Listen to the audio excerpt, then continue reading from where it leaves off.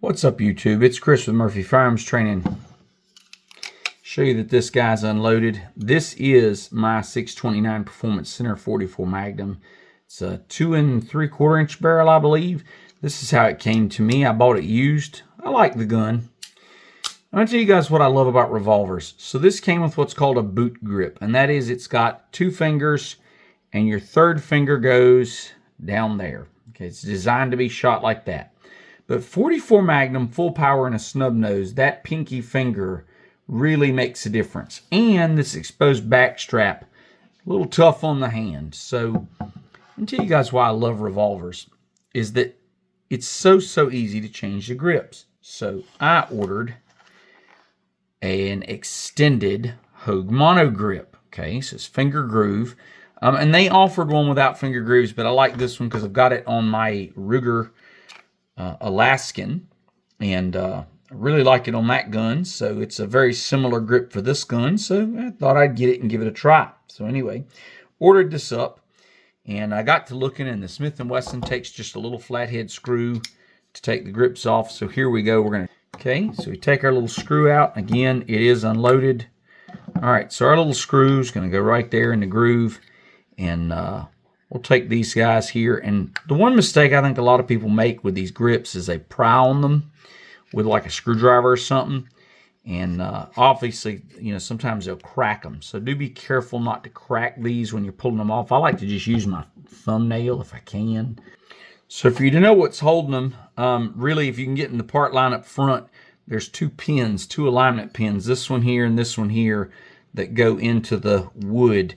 Those were what was holding it. So if you can get into that front with something that won't damage the wood and gently pry and pop those 2 alignment pins out, it comes right off. But there's the factory grips for the in-frame 44 Magnum. So now I'm going to take an oily rag and I'm going to clean everywhere where that grip covers. Clean this up real good and oil it real heavily. A good dose of ballistol, and I've got some 4/0 steel wool. I'm going to scrub this gun, and then we're going to give this a good wipe down. And just leave a thin coat of oil on it like we should, because how often do you take your grips off and oil your gun, you know? So here it is. We open the box. Pops right open. Got the blue instructions with it. I don't think I'll need those because I know how these work. So this connects with a screw on the bottom. The Hogue Monogrip attaches with a screw on the bottom. I've done a few of these before. And lucky us, you can see we've got a pin. And the hardest part is getting this over the pin. All right, so we're going to start by taking the screw, I won't say all the way out, but most of the way out. Get it out of your way. Get that screw out of the way, like that. And then we're going to slide this over. And basically, you got to get one side started, and then flip it over, and get the other side started. Or get both sides started at once if you can. Angle it that way. That's what I usually do. And get both sides over the pin like so. And you got to wiggle and jiggle until pop and pop. Ta-da! On. So that's the magic, is getting that thing on. Once that's on, this grip is seamless. There's no seam. Although I find there is a mold seam here that sometimes is rough, and I'll take some fine sandpaper. This side here, this one right here, these fingers are not too bad. This bottom one's a little rough. I may take some sandpaper to that, but you can do that on the gun.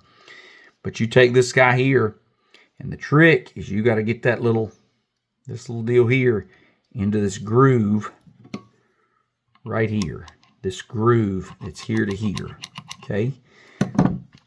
So you get that started in that groove, and then you slide this thing on like so, and hopefully everything lines up. It's not all the way on, but hopefully everything lines up. Almost. And then you'll take your screw, put it in. If everything is done right, that will line up with your little armature that you just put in. We're going to tighten this screw. Tighten this screw. There it goes. She's tightening down. I'm going to tighten and tighten and tighten until it's bottomed out. And there it is. Hogue Monogrip. Okay. Can get all 4 fingers wrapped around the gun now. Nice, easy grip. Something I will tell you I notice about this is it does change the reach on the trigger. With the boot grip, I was here. And when I get a natural grip on this, I'm a lot closer to the end of my finger now. So a lot closer to the end of my finger. But I think it'll be a lot easier to shoot, that's for sure. And so there you go.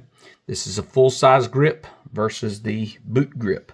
And just to give you a comparison, if I kind of hold these up one v the other, you can see the difference in length. And with the exposed back strap, you can see the difference in thickness. So it does add a little thickness here. So if you got short fingers, this may not be for you, but I do like these Hogue Mono grips. They really help with these cartridges. That'll be fun to shoot now. It will not conceal as well. And of course your shirt will stick to this rubber grip, but for shooting at the range, this will be a lot more fun. So we'll give it a try, but I'm gonna keep the original boot grip. So that's how you do it. Again, note this in no way modifies this firearm, doesn't change how it fires, doesn't change anything about this gun, just honestly makes it a little easier to shoot. So I hope that helps you guys, and that's why I love revolvers.